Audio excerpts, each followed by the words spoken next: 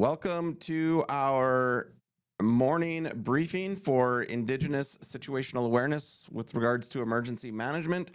This is the information and news you can use to progress your current emergency management plan based on what's going on around the country in terms of risk regarding natural hazards. And we do tend to incorporate some technological, geopolitical hazards, kind of human induced, but mainly we're focusing on the natural hazard aspects of disaster and emergency management.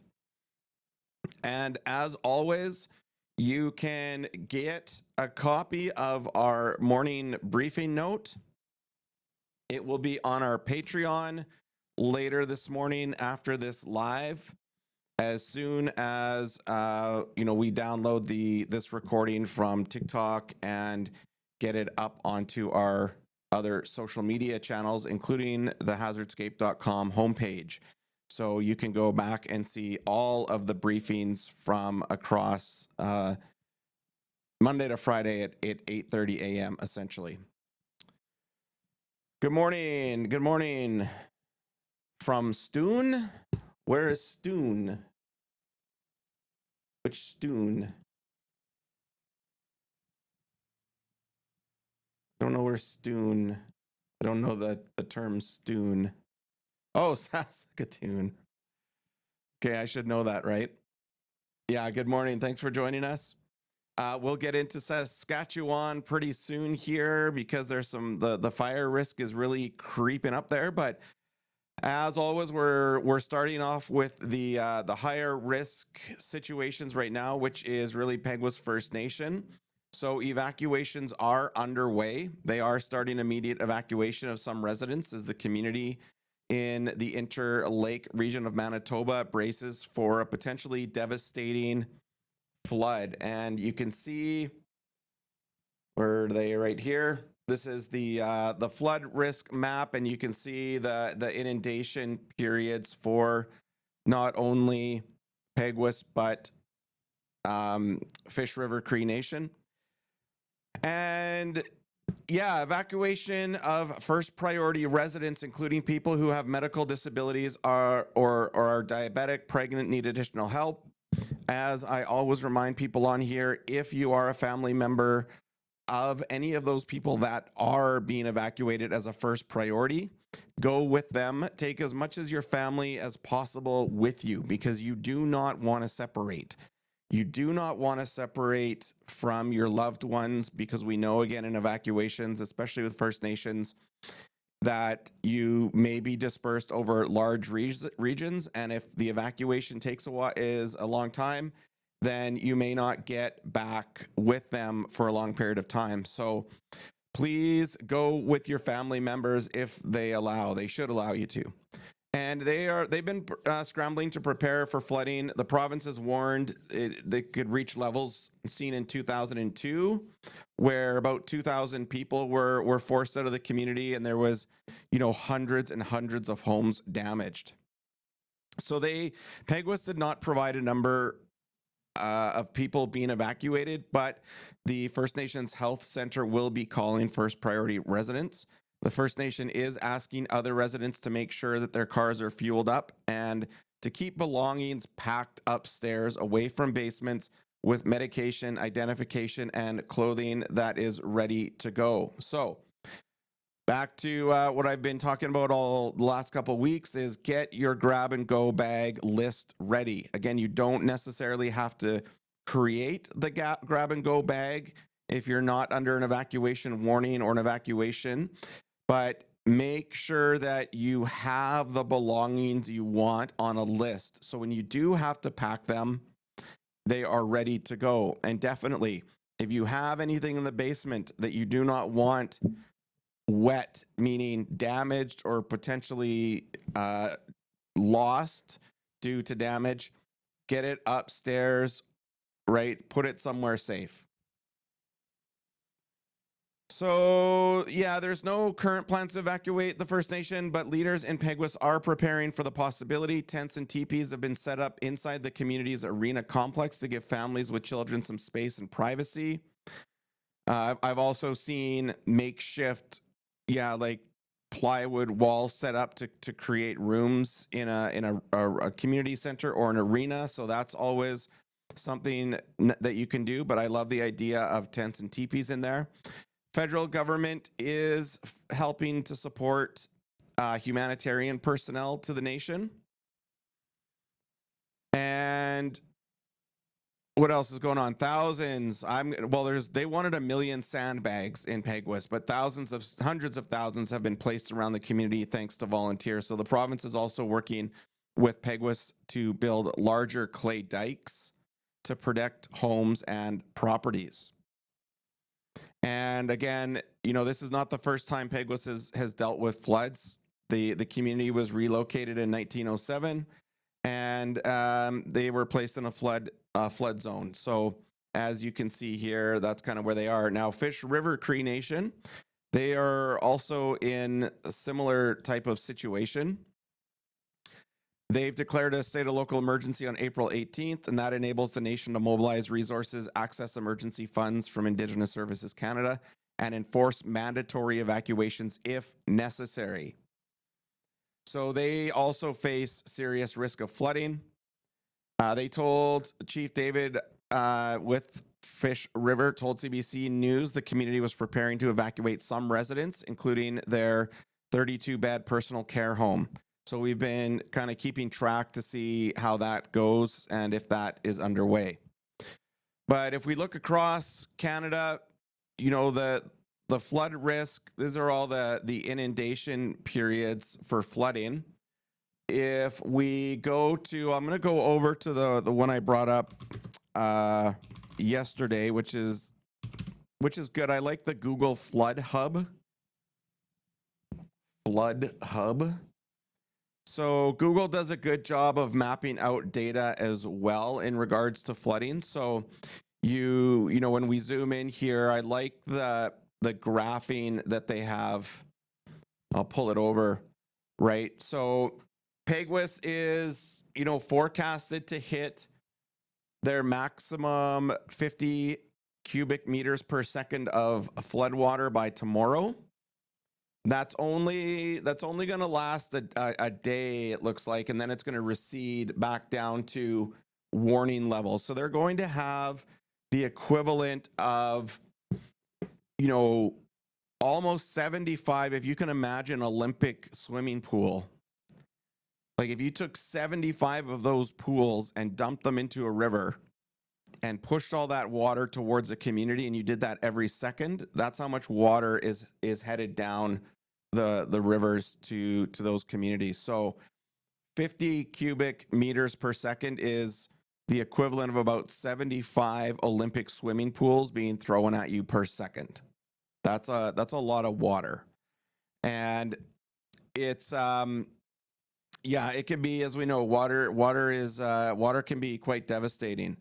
But based on current, like there has been a little bit of dissipation of flooding across Western Canada. Ontario there is still, from their rains, still in some quite high periods, but it looks like some of those areas kind of, they hit their maximum. Grassy River still is going to have a little bit of a bump.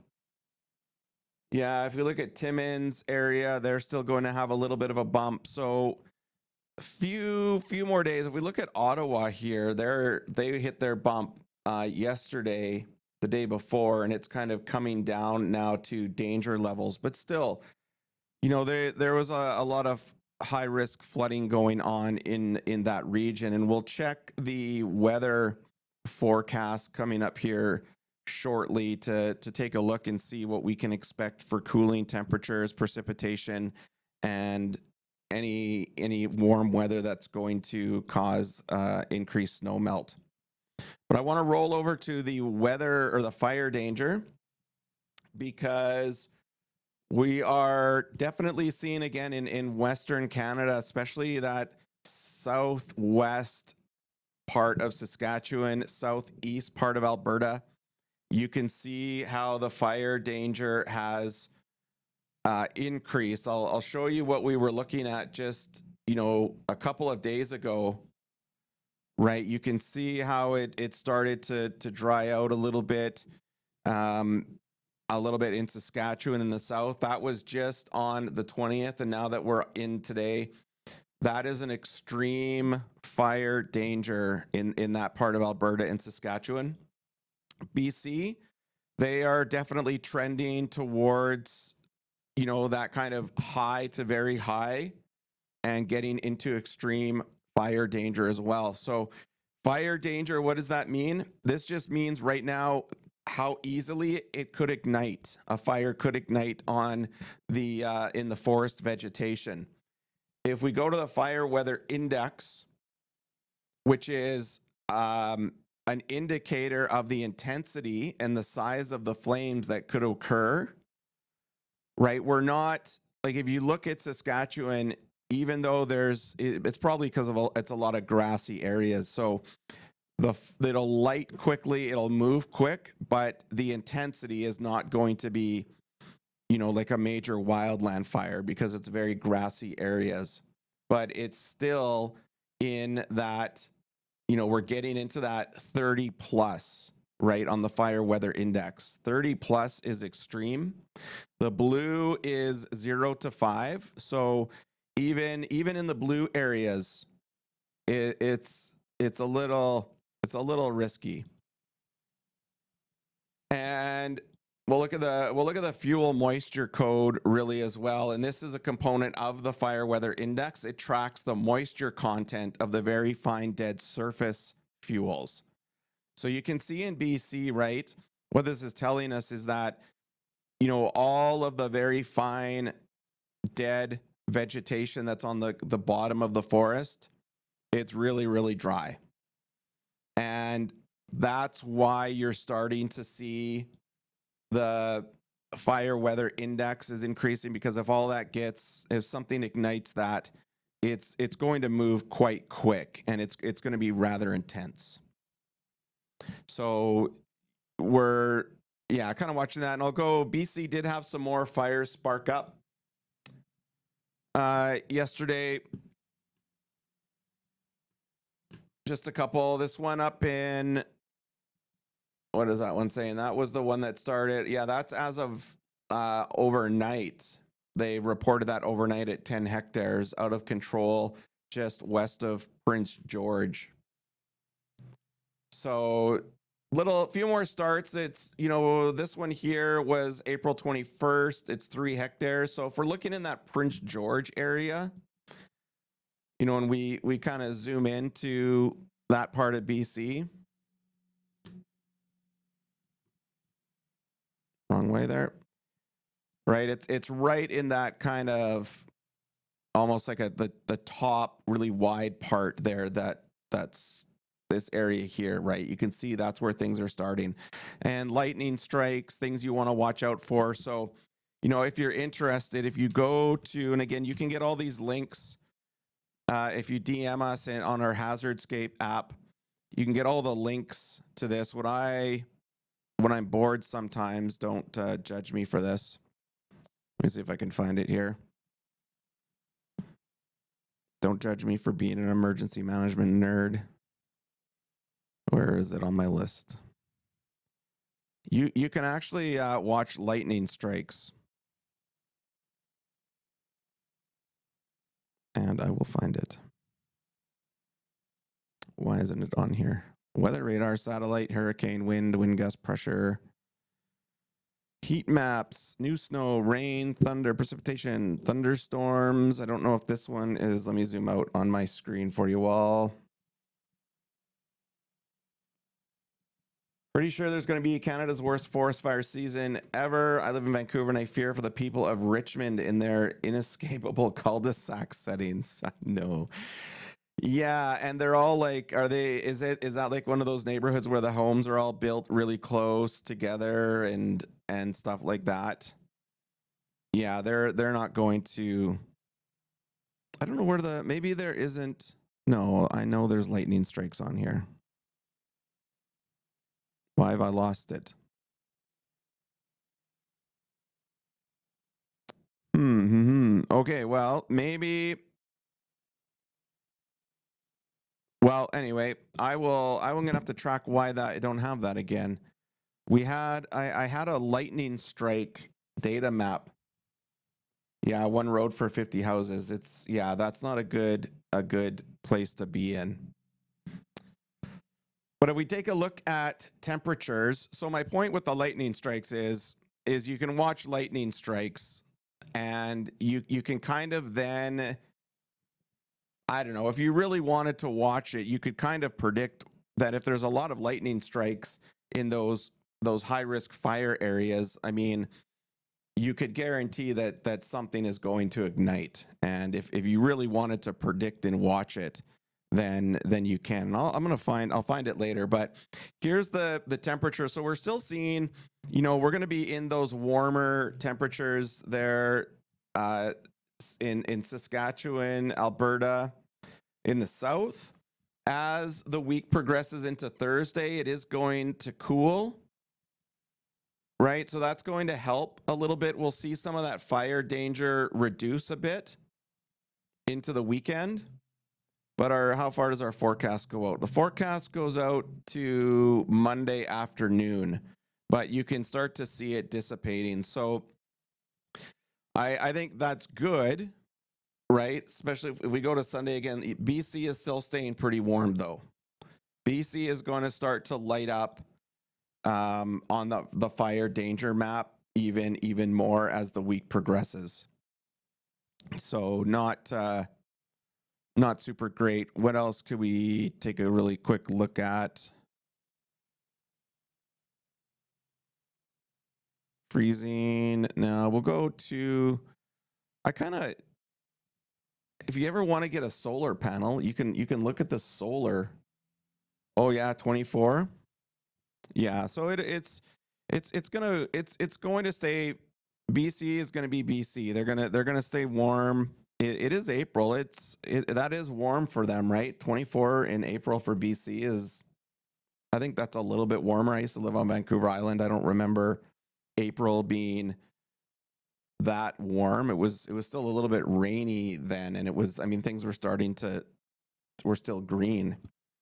But yeah, if you ever want to buy a solar panel, you can come and look at the solar power index. Yeah, very warm for Vancouver in April. So you would know, like, hey, where's a good place to put a solar panel in Canada? That's good to know. But yeah, temperatures we're gonna watch, wind we're gonna watch.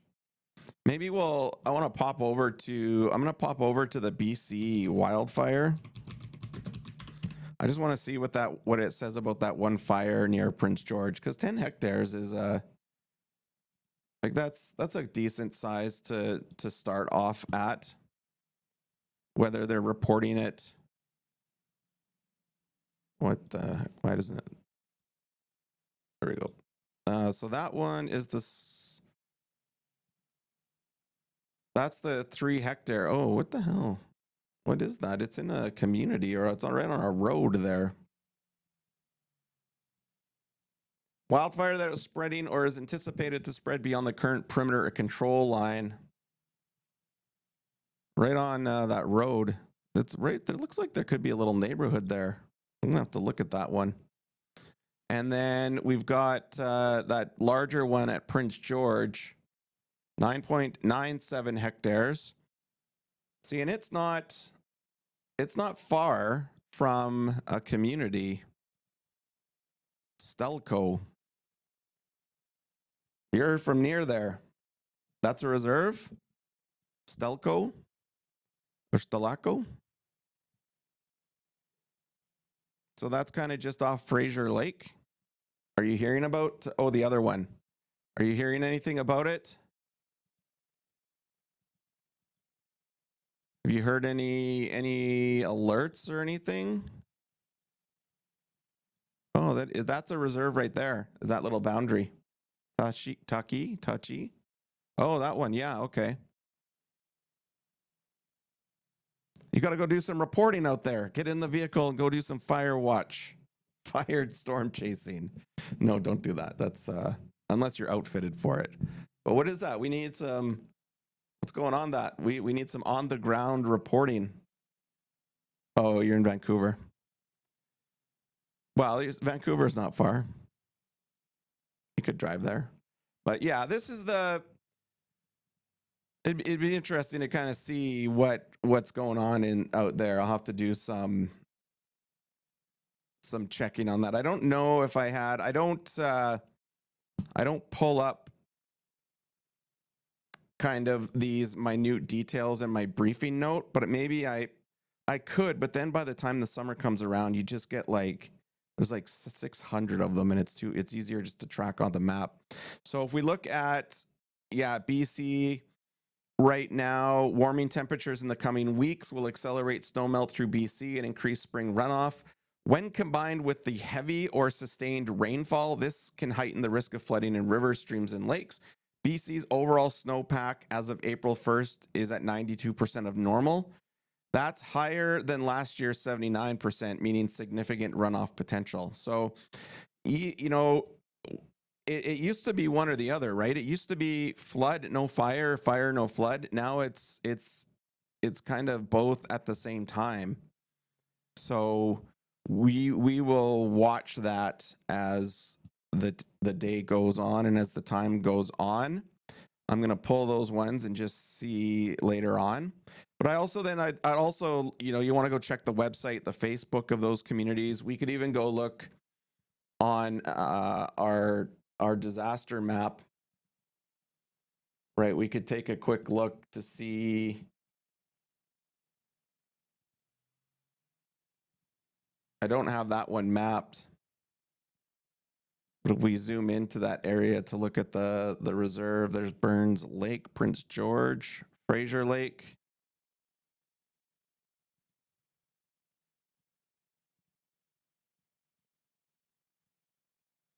So there it is right there. Oh, that's just Sheraton Creek.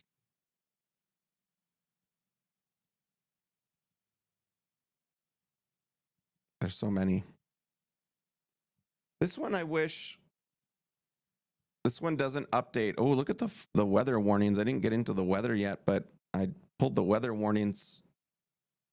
Look at all the snow that's going to hit already again. Major late season storm is poised to impact Saskatchewan. We're going to see wind warnings, 90-kilometer gusts in southern Manitoba, winter storm watch, snowfall warning. And then Newfoundland is still getting hammered on the East Coast. But let's see what that looks like. So if we know that, if we go back to this one, we can pull up the weather radar. And let's just kind of, in the next hour, that's kind of the storm. That system is moving across. That's probably what they are. Let me pull it in the middle. That's what's coming in to Saskatchewan, Manitoba. Let's go the next 24. Can I choose 24 hours? Let's see here.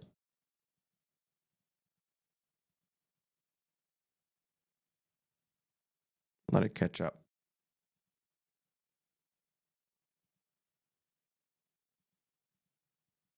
Oh, that was a go. Sorry, those were. Yeah, that's the storm that's going to be hitting. And then we're going to see what I like about this too, right? They're saying 90-kilometer-hour winds in South Saskatchewan. So you can kind of see that, right? That's, let's just play it along here. This is progressing into the future. So this is 8 p.m. tonight. This is going to be Thursday in the morning, 1 a.m., 5 a.m. Right? Look at how that's changing in terms of that dark purple. That's like in the 70s to 90s. So even if you're like south of Lloyd, Minster, get ready for some wind events. That's where you're going to see the wind by Thursday, but by this afternoon, you know, that's what's probably tracking in that storm.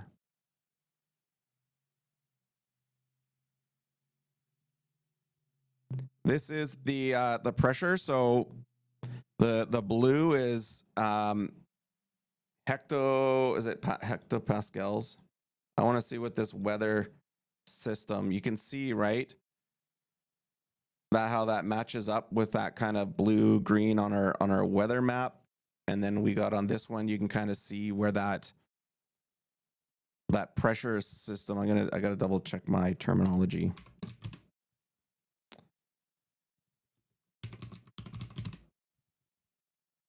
Oh yeah, it is hectopascals. So generally higher hectopascals indicates clear, dry weather. That blue is the 9 in the 990s. So it's low HPA. That's why that weather is not going to be super great coming into here. So fires in BC, we've got special weather warnings throughout Saskatchewan, Manitoba, wind warnings. We've got some flooding. Atlantic Canada, not too much happening up in the Arctic in Nunavut, Yellowknife, Yukon, or Northwest Territories, Yukon. Pretty good right there so far. So yeah, that's kind of the general outlook for today and what we're heading into.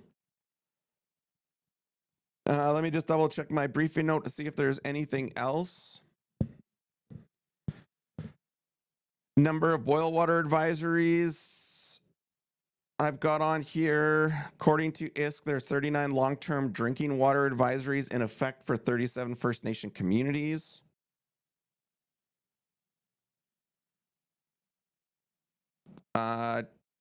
We talked about, on Monday, April 20th, Premier David Eby and the First Nations Leadership Council released a joint statement that the government of BC will not be introducing legislation to suspend or amend their DRIPA, which I think is like the Indigenous rights legislation in BC.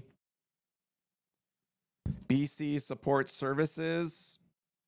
For BC, the province is providing nearly $2.5 million through community emergency preparedness for 54 emergency support services projects across BC. Oh yeah, deadlines. Public notification and evacuation route planning funding streams supporting First Nations and local governments to develop evacuation route plans. You have until Friday, April 24th.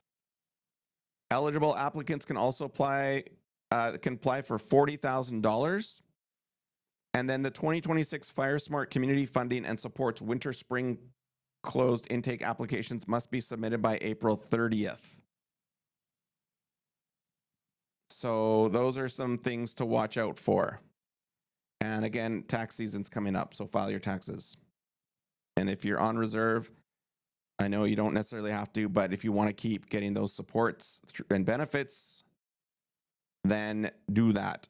As always, here's the numbers for the Hope for Wellness line, mental health. If you need those, I like to kind of flash them up. I'm going to talk a little bit about artificial intelligence. I want to chat about that really quick. And if anyone has any questions or wants me to take a look at something, please let me know. But if you're coming to this briefing a little bit late, you'll be able to access it on our YouTube homepage at hazardscape.com and our Patreon.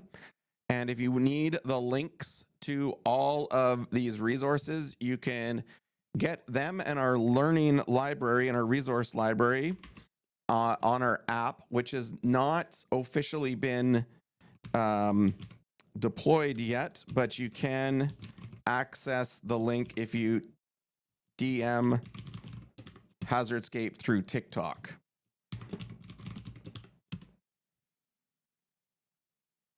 Oh, I gotta put in my right name.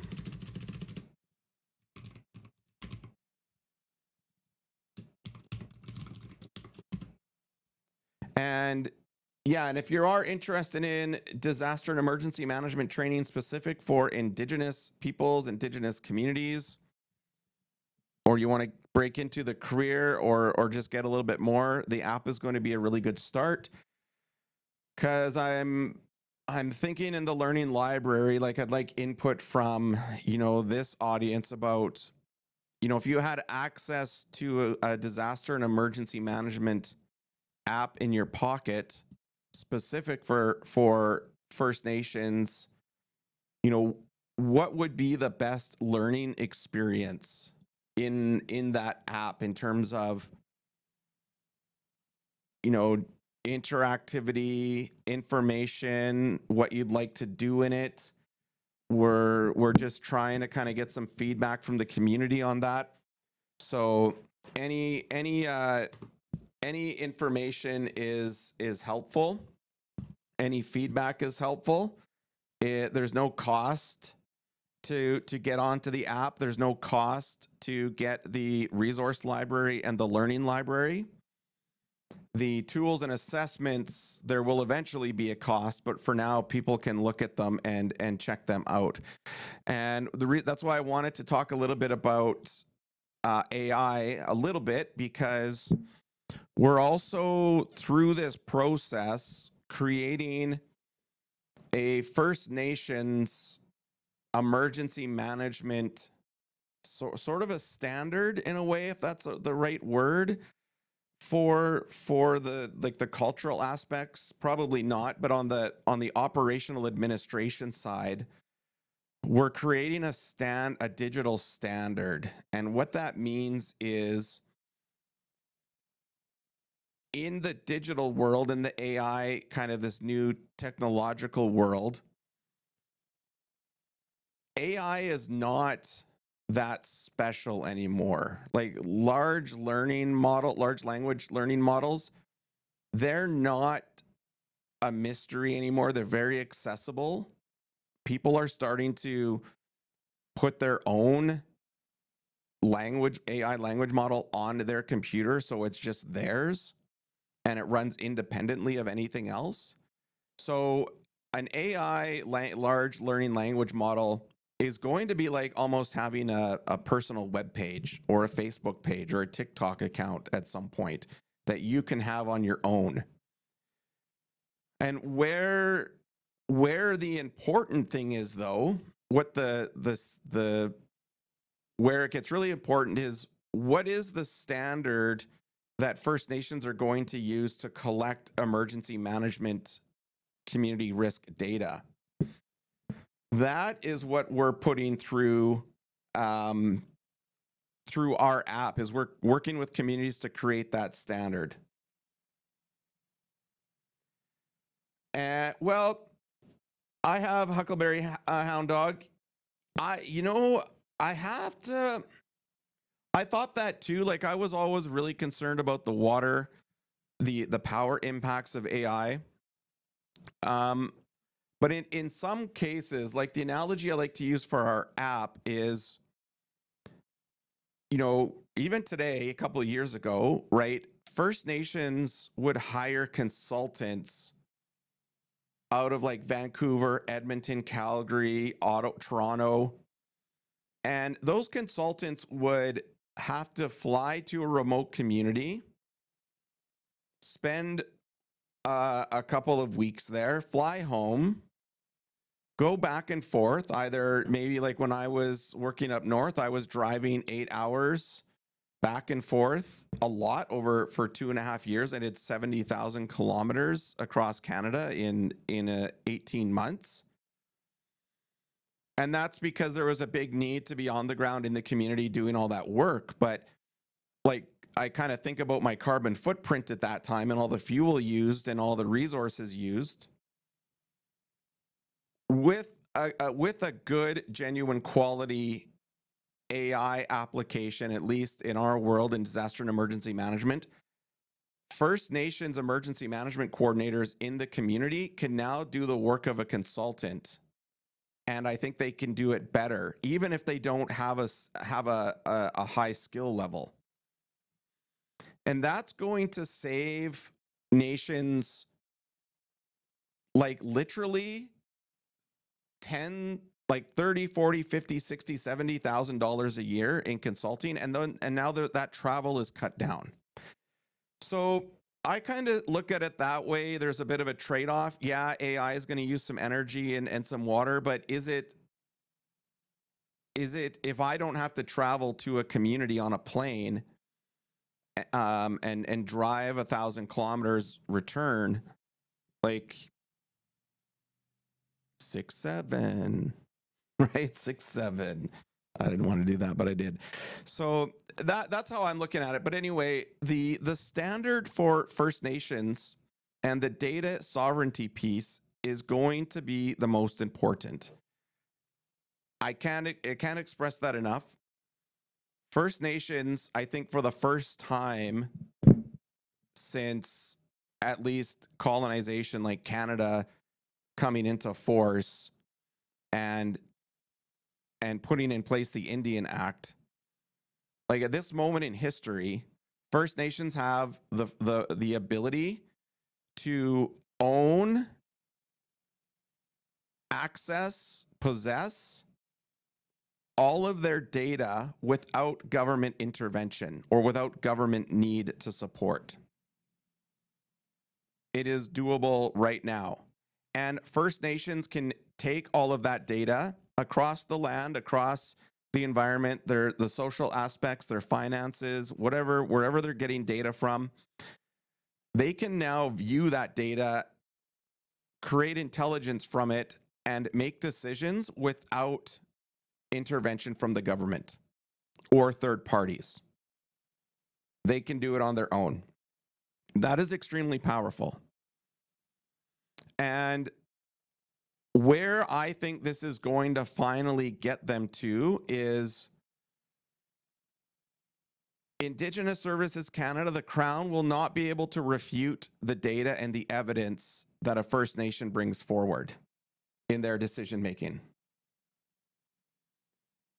And the decisions will be so open and transparent and logical and aligned with their cultural and spiritual aspects. Like nobody in Indigenous Services Canada will be able to argue with it. So they're going to have no choice but to, fund a project, fund a grant based on what is presented. And the nation still doesn't have to hand over the data.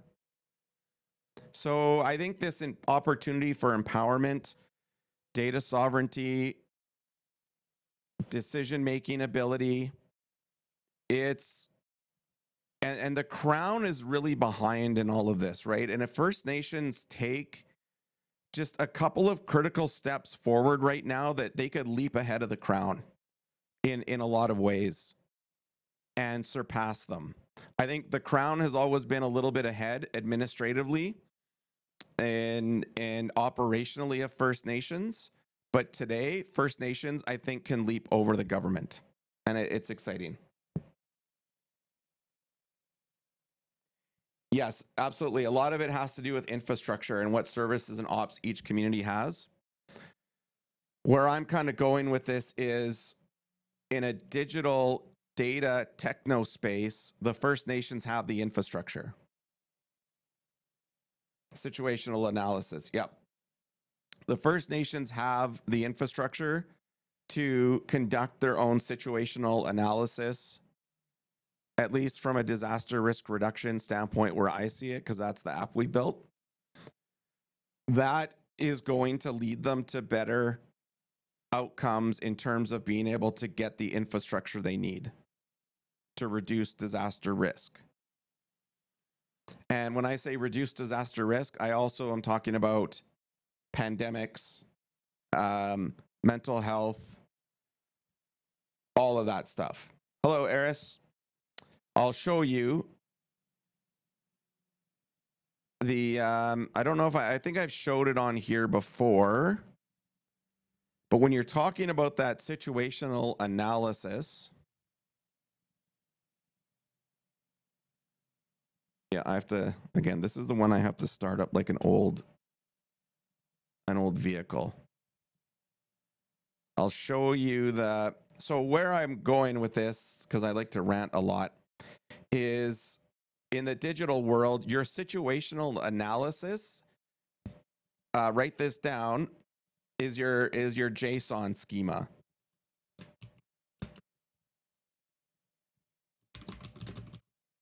So I'm going to put that in the comments.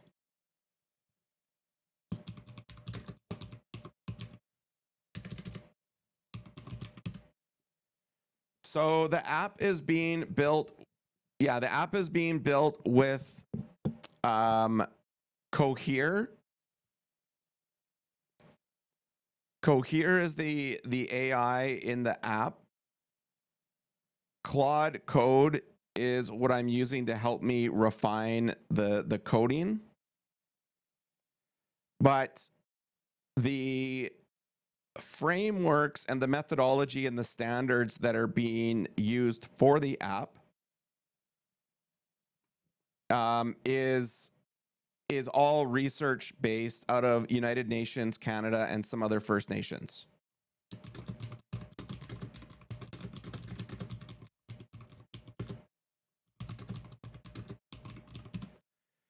And that's what I'm saying about AI and technology is First Nations AI is not going to be that special anymore. Like it's already, especially large learning models are not all that special anymore. There's a lot of people saying that they've hit the limit in terms of how much more can they advance, right? And where the secret sauce kind of is, where the innovation is going to be, is in Indigenous knowledge systems and how they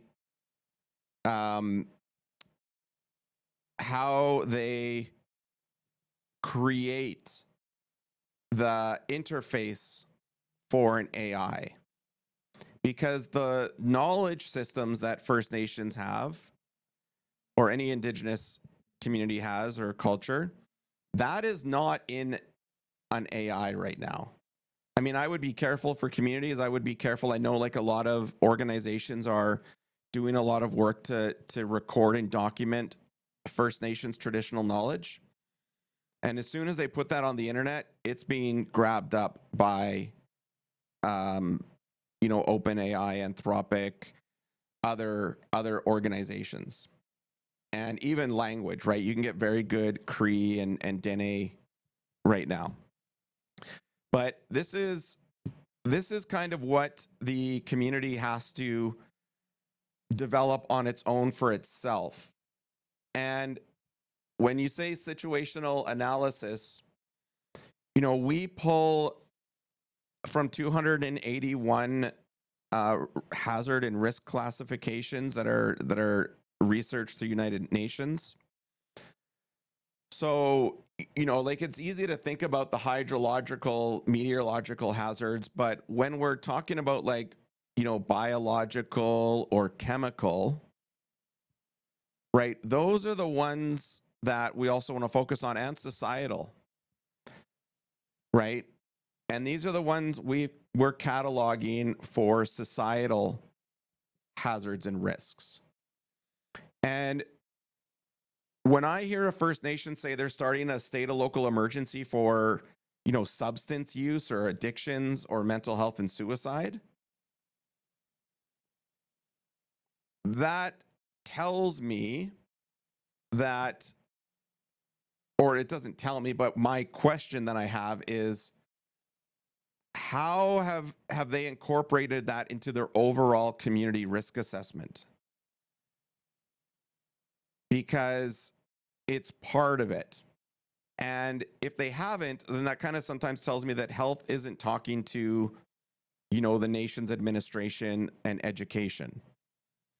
So where this all kind of comes together is that situational analysis that you were mentioned there, Don, is critical, right, for the communities coming together and making sure that they're even considering like geomagnetic storms and solar storms and solar radiation events.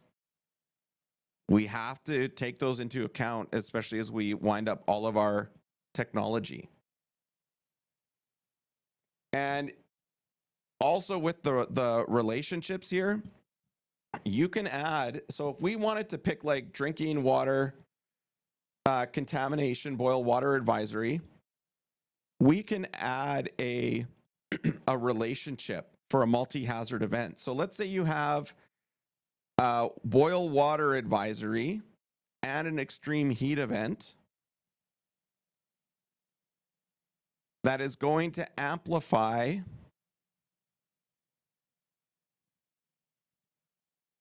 the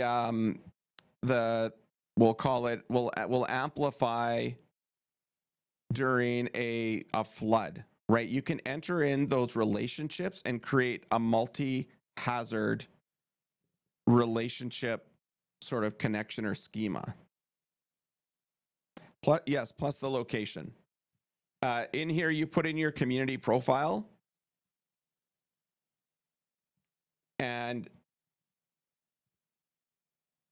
if you choose, like the assessment will consider the topography, the population, the resources around you, the partnerships you have. That is captured. Some of that is pulled and captured in what's called our organizational resilience assessment. So if we go to an organizational resilience assessment, this is where we're capturing interdependence and complexity. So what other organization services or people must function for you to succeed? What happens if those partners fail you? And how do you coordinate and share risk information with outside agencies? In our resilience-based risk assessment for the, I'll call it business continuity or the support services or the administration, that feeds into the more traditional hazard vulnerability risk assessment. So they all come together and join.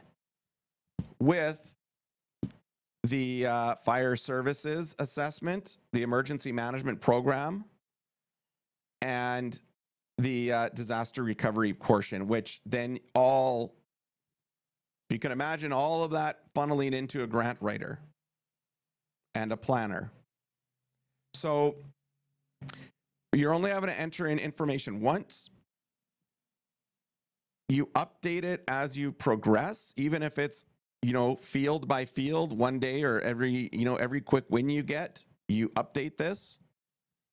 It all feeds into one system.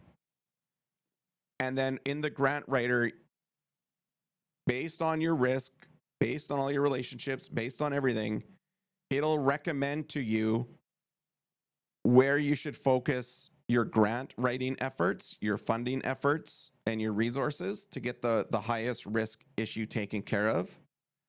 But again, I always have to preface this with nothing is decided or done unless the human triggers that. So this is just a support tool to help you, in your world, get it all in one place and be able to analyze it and ask different questions and say, well, what if we did this? Or what if we did that? Or what if we did this? You can create scenarios or courses of actions. And you can simulate, right? You could simulate different events. Like you could say, given our current state, what if we did have a pandemic and a heat wave with a wildland urban interface fire? Based on all of this, you could get kind of some recommendations and things that could happen or won't happen or that you would need to plan out. And again, this is machine learning and artificial intelligence helping you, but it's not making the decision for you, and it's not absolute. You still need to have some literacy and expertise and knowledge of your own with input of the community on what decisions to make. It's just this speeds it up extra mentally. And like you can go to the community now and you can show them and say, look, this is how it all works. This is how it all comes together. This is why we're doing it. This is what the result is.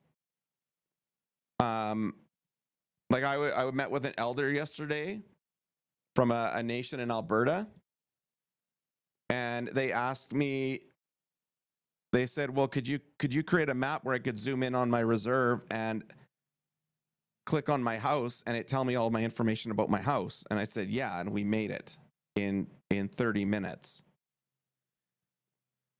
And it blew his mind, right? And there's people in nations that don't know about this capability. And because they don't know about it, they can't ask for it. And then if they had access to it, think about the accountability and the openness that could be increased in that community. So if chief and council knew that every member could go onto a map on their phone, click on an icon and pull up a project about road construction or a hospital build or whatever, and get the budget, who the contractor is, what the status is, and some basic information at any second of their life. Think of the shift in the community in terms of now chief and council aren't being asked about what's going on. They're being asked about, why is this project at 75%?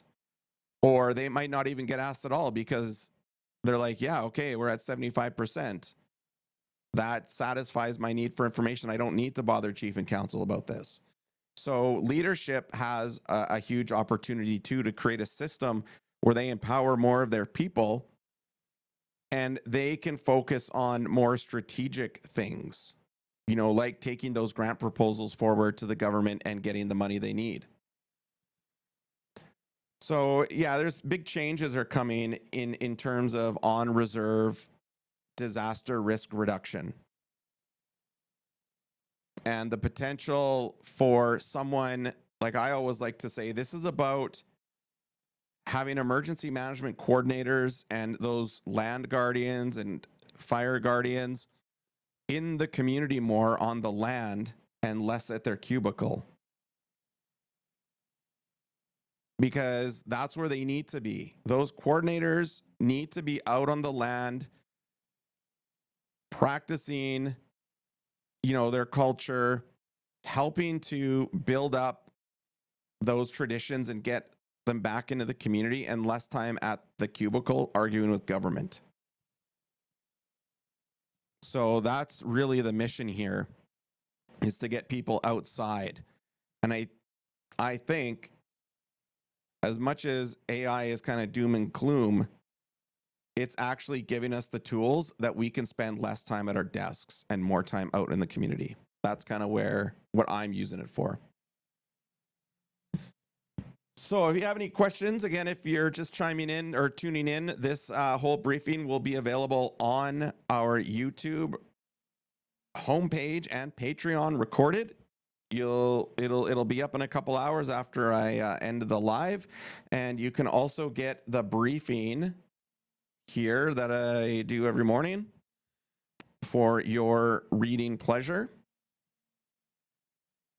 And if you want access to our learning library and resource library for all of our links and data and information that we're presenting, you can DM Hazardscape through TikTok for a link, and that will take you to our resource library, which is right here.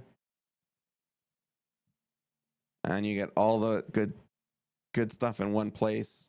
And then the learning library, which is going to grow. And that's what I'm looking for feedback on, is what would you like to see in this portion of the app to help you enhance your literacy in disaster and emergency management, disaster risk reduction? you know, like what would you like to see in here as resources for learning, and then resources to help you do your job. And it might even be you if you don't necessarily have disaster and emergency management in your job role. Thank you, Don. Chances are, if you're working on reserve, hi Shirley. If you're working on reserve, have a wonderful day. Thanks for coming. Thanks for all your questions and insight. If you work on reserve, you are involved in emergency management. If you're finance, HR, child and family services, education, health, public works, infrastructure, capital projects, housing, if you are in any of those roles, financial coordinator, HR coordinator, you have a role in emergency management. Yeah, so if you have any questions, or if you would like other aspects covered in these lives, please, please put them in the comments or let me know. As I also said, this briefing note will be available for download on our Patreon later today. So if you want to grab some of this information, you can grab it. I'm going to add in more Nunavut news sources into my briefing routine, because I think that's one area. Thanks for all the likes. That's one area where I think I don't have enough access to is trying to pinpoint all the small, like, local news sources within Nunavut and the Arctic, because there's more than we think up there, and I want to try to catalog some more of those local resources. So I'm going to do that.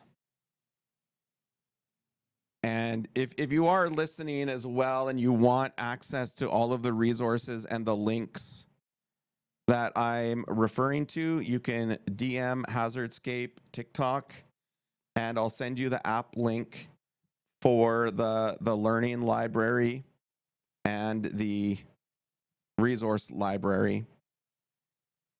And then at least you can get all of the tools and displays that we're showing up here about fire risk, flood risk, fire danger, all that stuff. And the link to our Patreon so you can download the news brief, and a link to our YouTube so you can watch these recordings daily if you don't get a chance to find them all.